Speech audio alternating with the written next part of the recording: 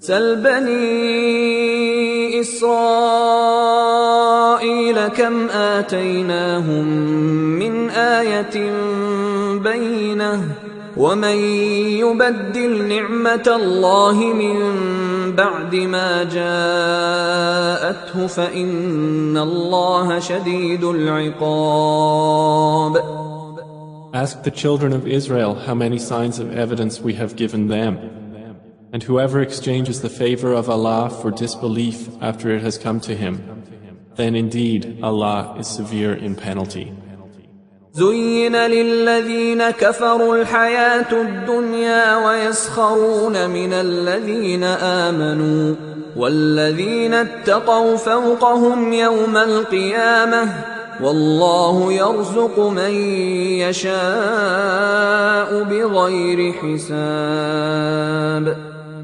Beautified for those who disbelieve is the life of this world, and they ridicule those who believe. But those who fear Allah are above them on the day of resurrection, and Allah gives provision to whom He wills without account.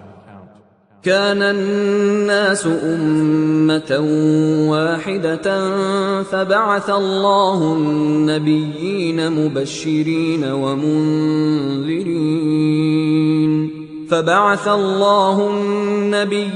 مبشرين ومنذرين وأنزل معهم الكتاب بالحق ليحكم بين الناس فيما اختلفوا فيه وما اختلف فيه إلا الذين أوتوه من بعد ما جاءتهم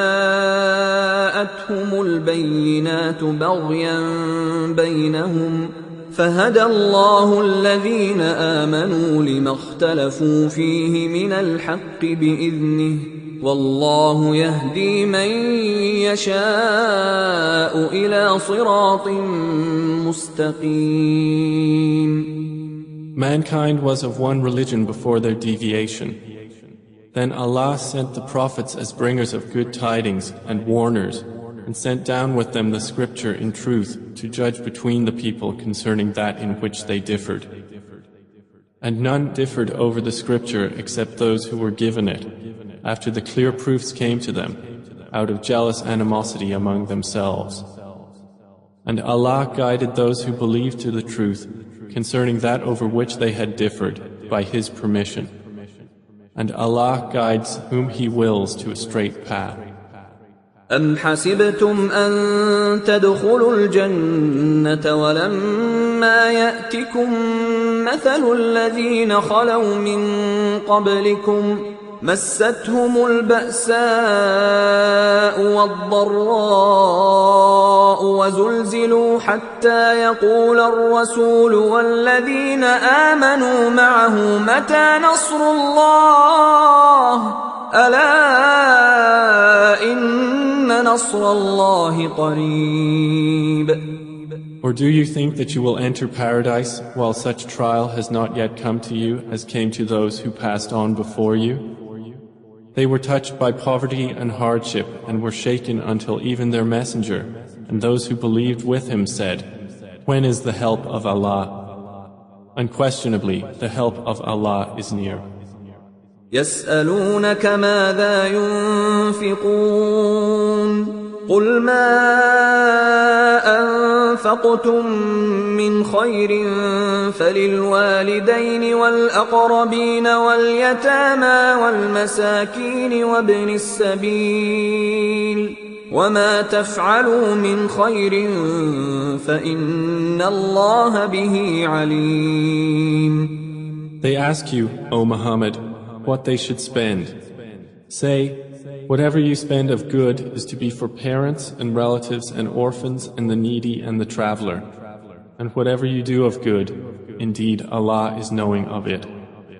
كتب عليكم القتال وهو كره لكم وعسى أن تكرهوا شيئا وهو خير لكم وعسى أن تحبوا شيئا وهو شر لكم والله يعلم وأنتم لا تعلمون.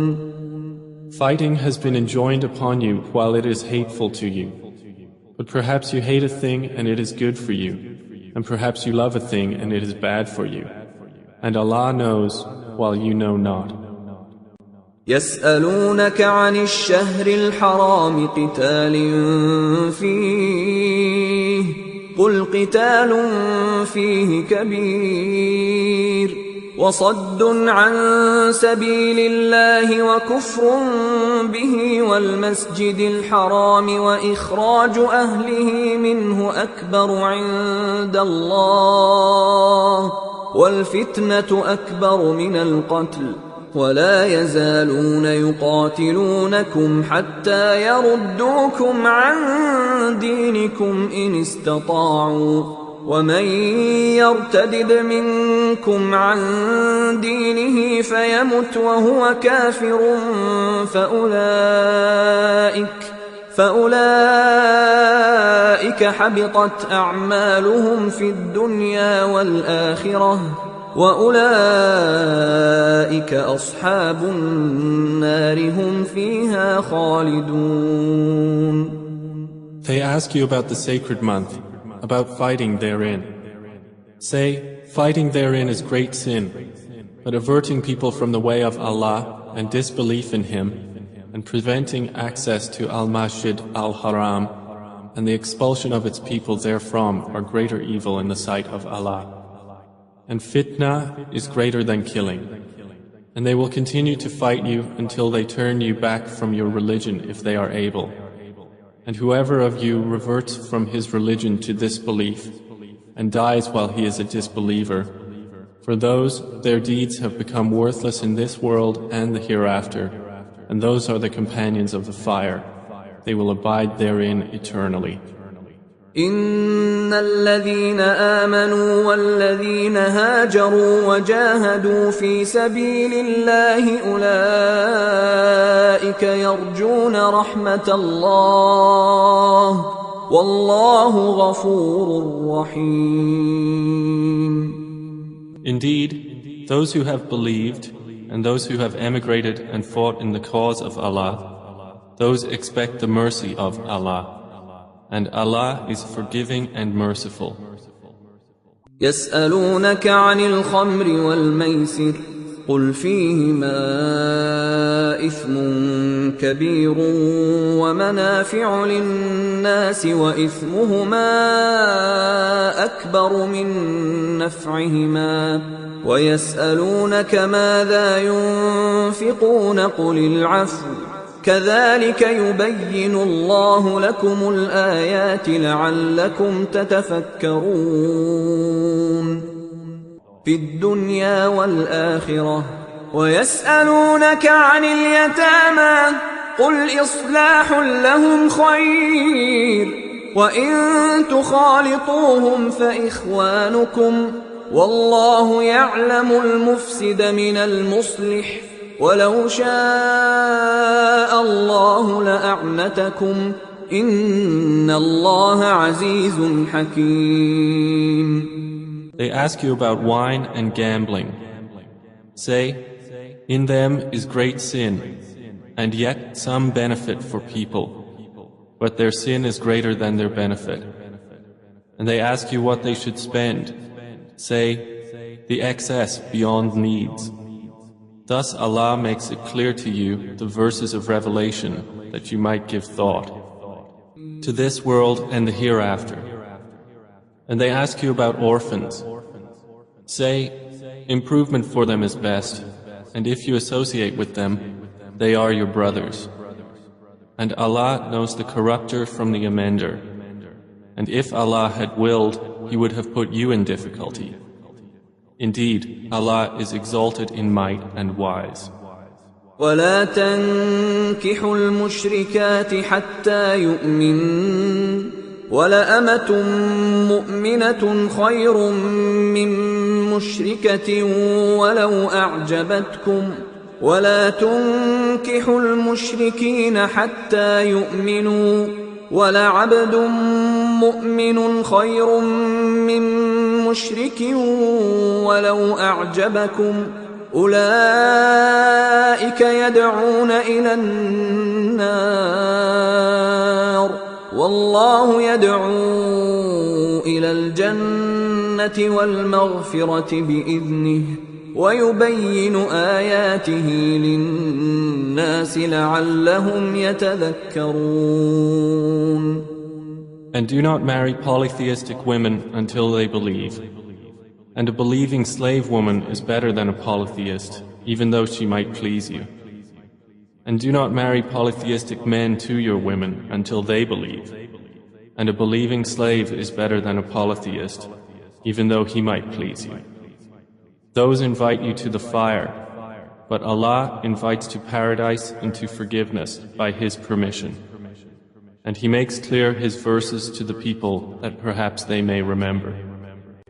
وَيَسْأَلُونَكَ عَنِ الْمَحِيضِ قُلْ هُوَ أَذًى فَاعْتَزِلُوا النِّسَاءَ فِي الْمَحِيضِ وَلَا تَقْرَبُوهُنَّ حَتَّى يَطْهُرْنَ فَإِذَا تَطَهَّرْنَ فَأْتُوهُنَّ مِنْ حَيْثُ أَمَرَكُمُ اللَّهُ إِنَّ اللَّهَ يُحِبُّ التَّوَّابِينَ وَيُحِبُّ الْمُتَطَهِّرِينَ. And they ask you about menstruation. Say, it is harm, so keep away from wives during menstruation. And do not approach them until they are pure. And when they have purified themselves, then come to them from where Allah has ordained for you. Indeed, Allah loves those who are constantly repentant and loves those who purify themselves. نساؤكم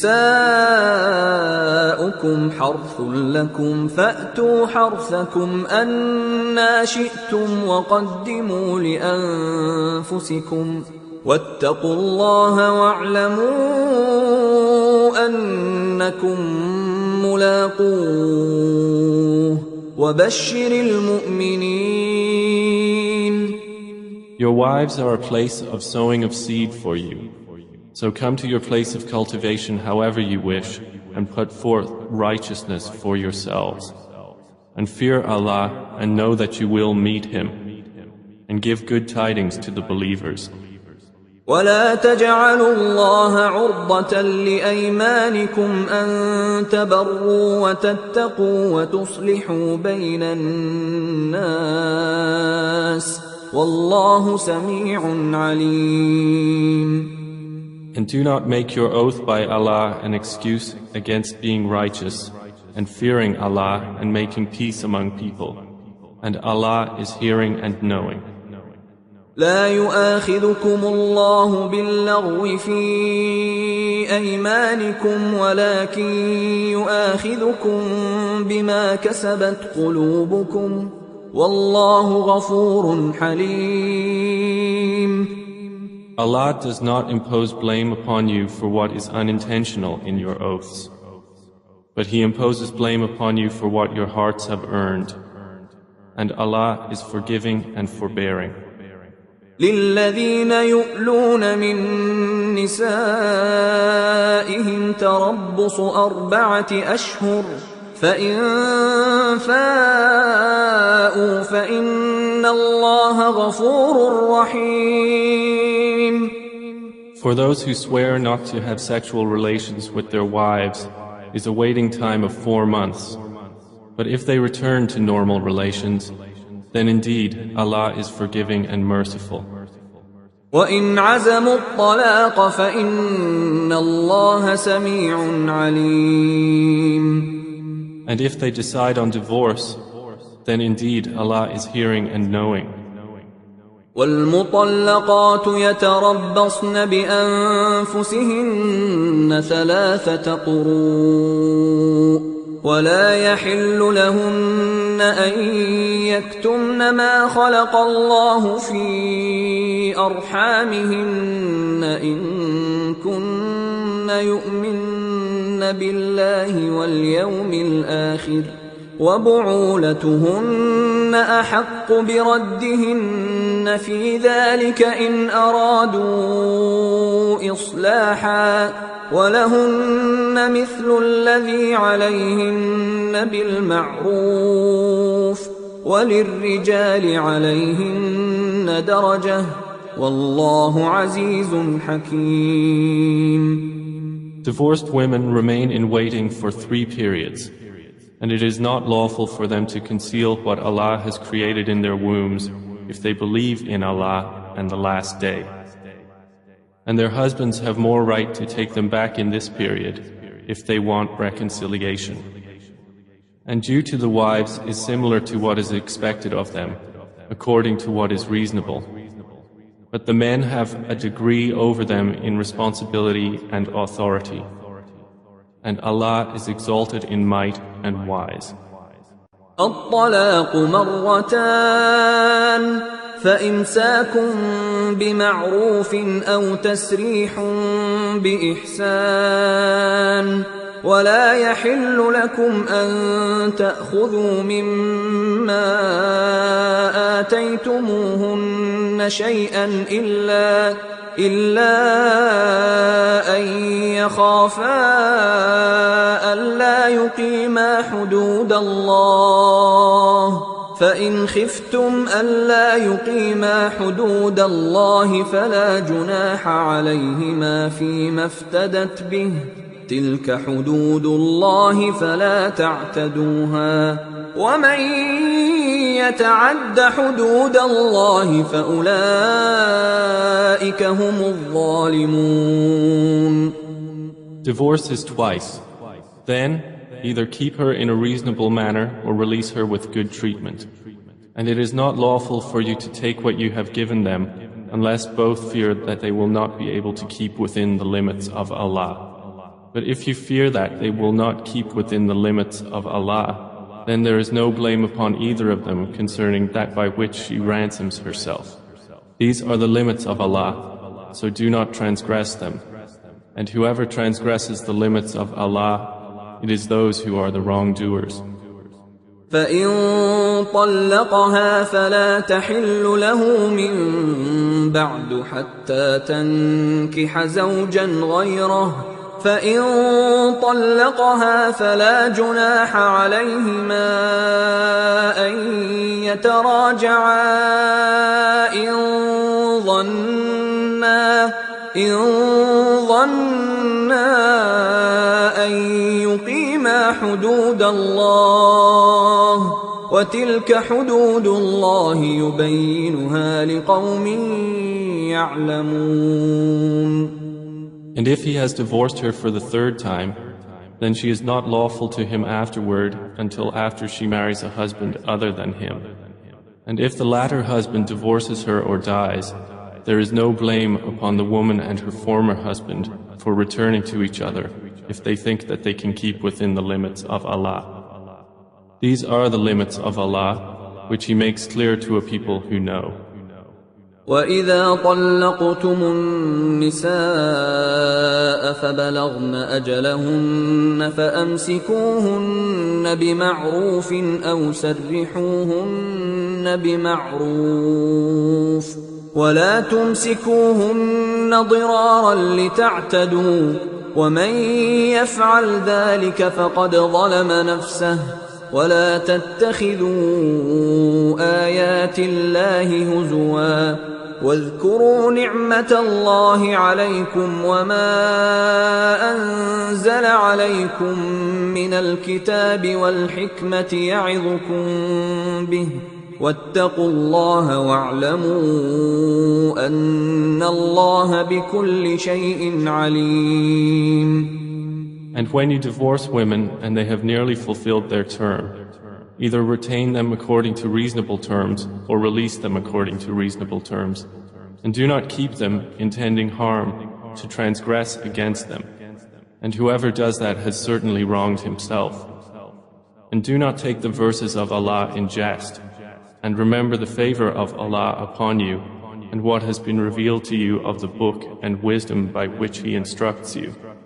And fear Allah and know that Allah is knowing of all things. وإذا طلقتم النساء فبلغن أجلهن فلا تعضلوهن أن ينكحن أزواجهن إذا تراضوا بينهم بالمعروف ذلك يوعظ به من كان منكم يؤمن بالله واليوم الآخر ذلكم أزكى لكم وأطهر والله يعلم وأنتم لا تعلمون. And when you divorce women and they have fulfilled their term, do not prevent them from remarrying their former husbands if they agree amongst themselves on a reasonable basis. That is instructed to whoever of you believes in Allah and the last day. That is better for you and purer, and Allah knows and you know not. والوالدات يرضعن أولادهن حولين كاملين لمن أراد أن يتم الرضاعة وعلى المولود له رزقهن وكسوتهن بالمعروف لا تكلف نفس إلا وسعها لا تضار والدة بولدها ولا مولود له بولده وعلى الوارث مثل ذلك فإن أرادا فصالا عن تراض منهما وتشاور فلا جناح عليهما وإن أردتم أن تسترضعوا أولادكم فلا جناح عليكم إذا سلمتم ما آتيتم بالمعروف واتقوا الله واعلموا أن الله بما تعملون بصير. Mothers may breastfeed their children 2 complete years for whoever wishes to complete the nursing period. Upon the father is the mother's provision and their clothing according to what is reasonable. No person is charged with more than his capacity. No mother should be harmed through her child, and no father through his child. And upon the father's heir is a duty like that of the father. And if they both desire weaning through mutual consent from both of them and consultation, there is no blame upon either of them. And if you wish to have your children nursed by a substitute, there is no blame upon you as long as you give payment according to what is reasonable. And fear Allah and know that Allah is seeing of what you do. والذين يتوفون منكم ويذرون أزواجا يتربصن بأنفسهن 4 أشهر وعشرا فإذا بلغن أجلهن فلا جناح عليكم فيما فعلن في أنفسهن بالمعروف والله بما تعملون خبير. And those who are taken in death among you and leave wives behind, they, the wives, shall wait 4 months and 10 days. And when they have fulfilled their term, then there is no blame upon you for what they do with themselves in an acceptable manner. And Allah is fully acquainted with what you do. ولا جناح عليكم فيما عرضتم به من خطبة النساء أو أكننتم في أنفسكم علم الله أنكم ستذكرونهن ولكن لا تواعدوهن سرا إلا أن تقولوا قولا معروفا ولا تعزموا عقدة النكاح حتى يبلغ الكتاب أجله واعلموا أن الله يعلم ما في أنفسكم فاحذروه واعلموا أن الله غفور حليم. There is no blame upon you for that to which you indirectly allude concerning a proposal to women or for what you conceal within yourselves. Allah knows that you will have them in mind. But do not promise them secretly except for saying a proper saying. And do not determine to undertake a marriage contract until the decreed period reaches its end. And know that Allah knows what is within yourselves, so beware of Him. And know that Allah is forgiving and forbearing. لا جناح عليكم إن طلقتم النساء ما لم تمسوهن أو تفرضوا لهن فريضة ومتعوهن على الموسع قدره وعلى المقتر قدره متاعا بالمعروف حقا على المحسنين. There is no blame upon you if you divorce women you have not touched or specified for them obligation, but give them a gift of compensation, the wealthy according to his capability and the poor according to his capability, a provision according to what is reasonable, a duty upon the doers of good. وَإِن طَلَّقْتُمُوهُنَّ مِن قَبْلِ أَن تَمَسُّوهُنَّ وَقَدْ فَرَضْتُمْ لَهُنَّ فَرِيضَةً فَنِصْفُ مَا فَرَضْتُمْ إِلَّا أَن يَعْفُونَ أَوْ يَعْفُوَ الَّذِي بِيَدِهِ عُقْدَةُ النِّكَاحِ وَأَن تَعْفُوا أَقْرَبُ لِلتَّقْوَى وَلَا تَنسَوُا الْفَضْلَ بَيْنَكُمْ إِنَّ اللَّهَ بِمَا تَعْمَلُونَ بَصِيرٌ. And if you divorce them before you have touched them and you have already specified for them an obligation, then give half of what you specified, unless they forego the right or the one in whose hand is the marriage contract forgoes it. And to forego it is nearer to righteousness. And do not forget graciousness between you. Indeed, Allah, of whatever you do, is seeing.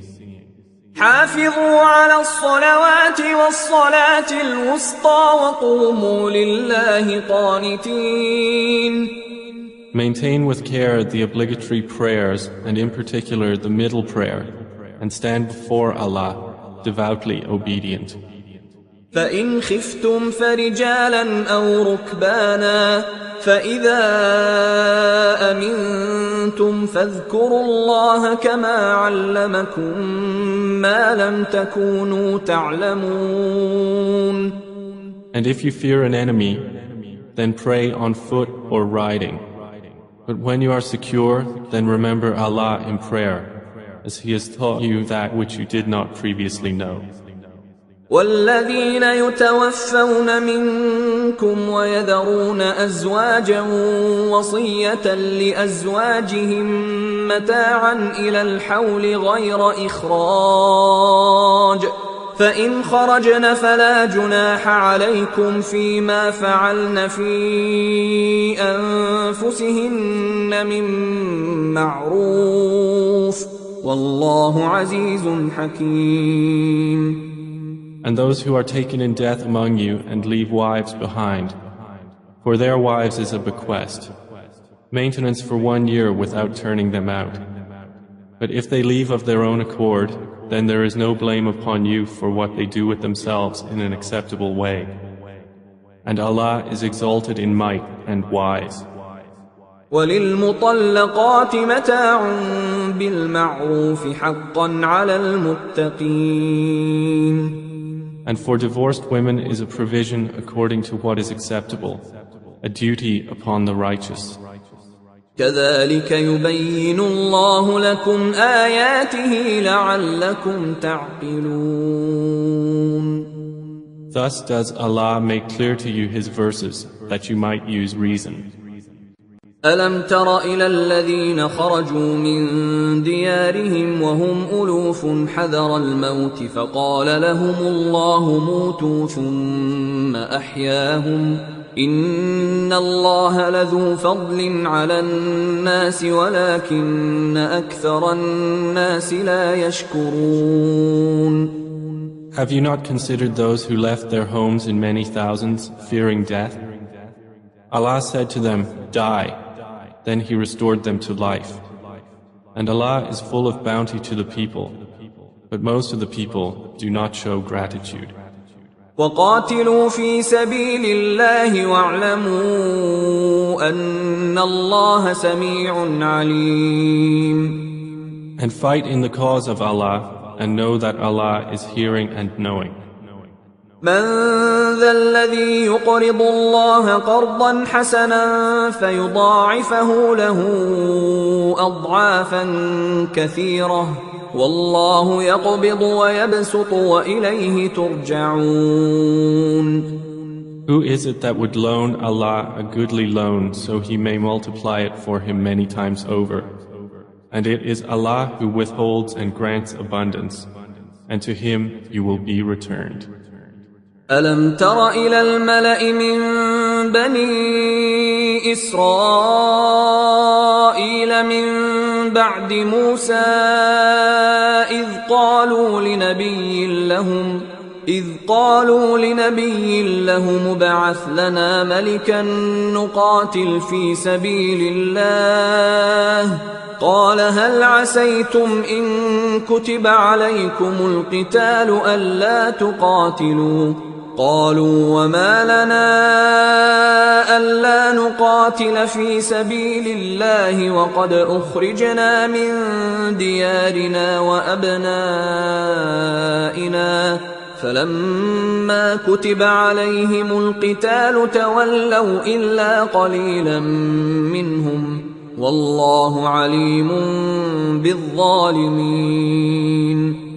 Have you not considered the assembly of the children of Israel after the time of Moses, when they said to a prophet of theirs, "Send to us a king, and we will fight in the way of Allah"?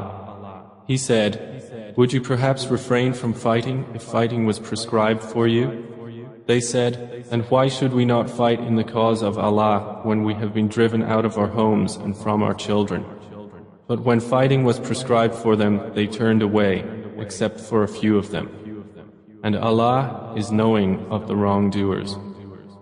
وقال لهم نبيهم إن الله قد بعث لكم طالوت ملكا قالوا أنى يكون له الملك علينا ونحن أحق بالملك منه ولم يؤت سعة من المال قال إن الله اصطفاه عليكم وزاده بسطة في العلم والجسم والله يؤتي ملكه من يشاء والله واسع عليم. And their prophet said to them, "Indeed, Allah has sent to you Saul as a king." They said, "How can he have kingship over us while we are more worthy of kingship than him, and he has not been given any measure of wealth?" He said, "Indeed, Allah has chosen him over you and has increased him abundantly in knowledge and stature. And Allah gives His sovereignty to whom He wills, and Allah is all-encompassing in favor and knowing."